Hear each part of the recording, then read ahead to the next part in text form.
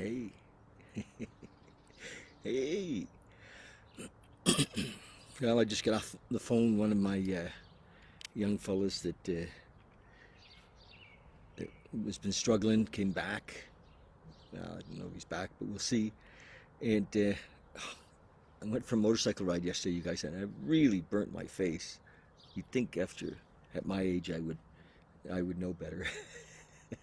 Anyway, it's okay.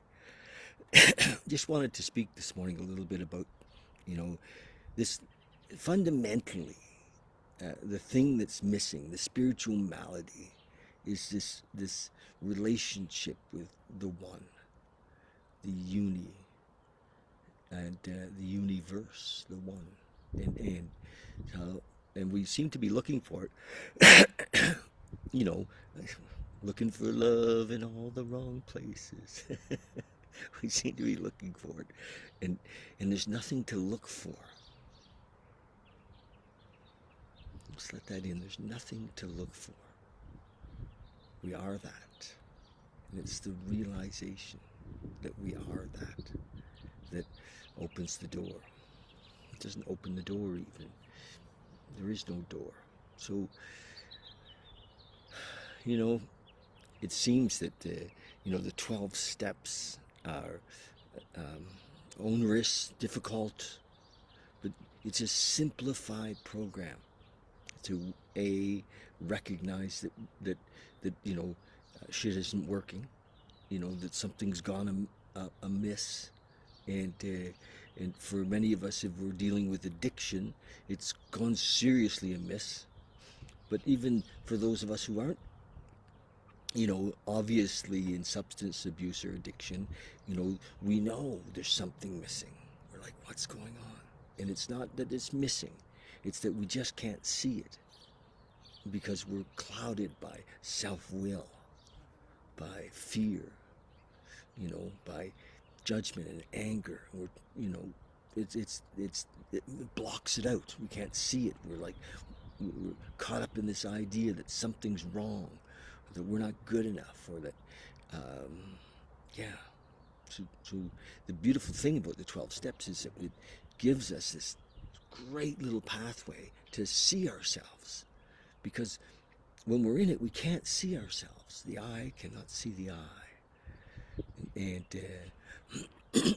And I don't know about a lot of you, but for me, I've had to become like a really a spiritual student, to recognize, to even have these words, to see that I couldn't see myself, and to recognize that what was necessary was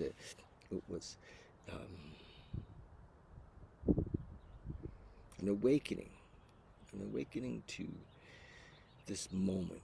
So many times it was said to me, thousands of times, be here now. I mean that. Thousands of times I heard that. Be here now. Eckhart Tolle says it. My friend Paul Lowe said it over and over and over again. He used to say, remember, don't take yourself too seriously. Right? Be here now. And I'd be like, what's he mean? But I wasn't present because I was caught up in the illusion of that there was something wrong, that I needed to be better. And there's no getting better. There's nothing to fix. So anyway, if you're interested in some form of recovery from whatever pain that you might be in, pain is always resistance to the moment. Stress is always resistance to the moment, to what is. How simple can it get? Stress is always resistance to the moment. So we're caught up in this idea that things should be different. And if you can just stop for 1 minute, if you can find it for 1 minute, it's there, and you can revisit in meditation, and what is it we're looking for? This now. So just, breathe and experience it. And I just finished talking with, I said a minute ago, with one of my guys who'd gone back out, and it was so obvious to see how ego had grabbed him, and he he'd gotten a job and he'd gotten a car, and he wanted to get, laid, right? And we call it the trifecta, and it just boom, young fellas are gone, and they die. That's often they die, and so I was grateful when the message came in, and he said, "Hey, how you doing? I'm here." And one of those Sunday mornings, where you wake up and it's like, oh gosh, you've been drinking for days, and you just know that things. It's like, oh shit. I remember Sunday morning coming down, eh? Chris Christopherson wrote that song, and Sunday Morning Sidewalk, and it was, and so we can all relate to that. It's like, oh my God, I really screwed up, but we didn't. I mean, boom, we're right here now. Everything, there's nothing to forgive, in a way. There's nothing to change.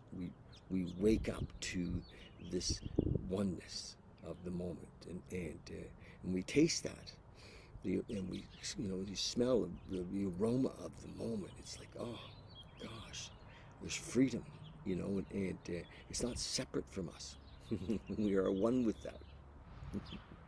Okay, I know sometimes I just go too far, but and it doesn't really matter. I mean, yes, if we're in a recovery program, and the 12 steps actually take us to this. This is the pathway to this realization, no question, and so do it. Do the 12 steps, and then as time goes on, you may reach out into other teachings, and that's okay. And the beautiful thing when Bill said that we be quick to see where, say, religious people are right, or this the book I'm reading to you these days, the Tao Te Ching, is not really religious, if you will, but it comes from Taoism, and it's beautiful. There's nothing in here that contradicts any other religion. There's no belief, if you will. It all points to the moment. It all points to us. And so if I'm not mistaken, I'm on chapter 11. I'm going to read this to you. So if you're a spiritual student, if you're like kind of looking for how do I become more at peace with myself, how do I become, more comfortable in my own skin, this is, like learning a language. We have to expose ourselves to these things so that they, melt in, and we melt the old persona, the old walls of denial, the old walls of anger and fear. And so it's chapter 11, very short, 4 little paragraphs. I have a squirrel running by me right now. Hey, buddy. Like so close. He just. Okay. It's fun to be outside and hear the birds and the squirrels and the ravens and the blue jays and anyway, here I am. I digress. Chapter 11. It says, we join spokes together in a wheel, but it is the center hole that makes the wagon move. We shape clay into a pot, but it is the emptiness inside that holds whatever we want. We hammer wood for a house, but it is the inner space that makes it livable. We work with being, but non-being is what we use and who we are. So this was it. This translation is by Stephen Mitchell, and in the back, Stephen did a little conversation about each reading, and kind of his interpretation. And on chapter 11, it was very short. It says, non-being is what we use. The true teacher realizes that there's nothing to teach. Amen. That's why he can teach anyone who wants to learn. The true lover realizes that there is no one to love. That's why he's available to anyone who needs him. The master realizes that there is nowhere to stand. That's why he can stand anywhere. I love it. I'm going to read his interpretation. It's beautiful. Non-being is what we use, he said. And that's out of the original chapter. The true teacher realizes that there is nothing to teach. That's why he can teach anyone who wants to learn. The true lover realizes that there is no one to love. That's why he's available to anyone who needs him. The master realizes that there is nowhere to stand. That's why he can stand anywhere. Beautiful.